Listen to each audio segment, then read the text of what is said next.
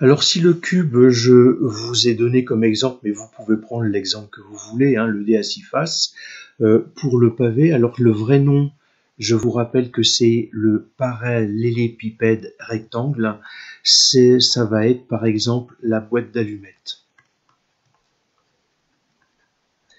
Vous savez, avec le petit tiroir. Alors j'ai ça qui me vient en tête, mais vous avez peut-être d'autres exemples qui sont tout aussi intéressants. Ça peut être un livre, ça peut être ce que vous voulez.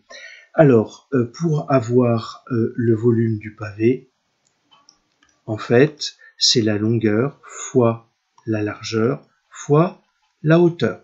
Toujours pareil, je vous renvoie dans le cours écrit pour que vous vous souveniez comment on fait pour créer une figure en perspective cavalière. Si vous avez besoin, vous me direz et éventuellement je vous ferai une animation sur GeoGebra. Après, je voulais revenir au volume de la pyramide à base rectangle.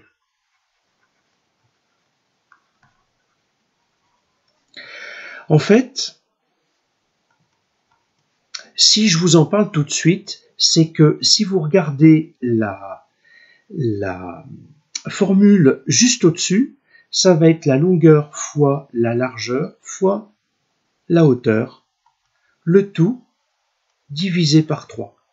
En fait, si vous avez une pyramide de même base rectangulaire que le pavé et d'une même hauteur que le pavé juste au-dessus, ce qu'il faut que vous compreniez, c'est qu'il va falloir 3 volumes de cette pyramide pour remplir le pavé. Alors bien entendu, si vous avez le volume de la pyramide à base carrée,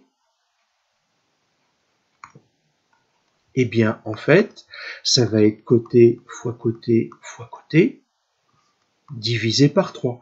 C'est en fait la base, la surface, l'aire de base du carré, multiplié par la hauteur du carré, enfin la même valeur d'arête, hein, et on va diviser par 3, encore une fois, une pyramide à base carrée, eh bien, je vais en avoir besoin de 3 pour remplir le même cube de même aire de base et de même hauteur.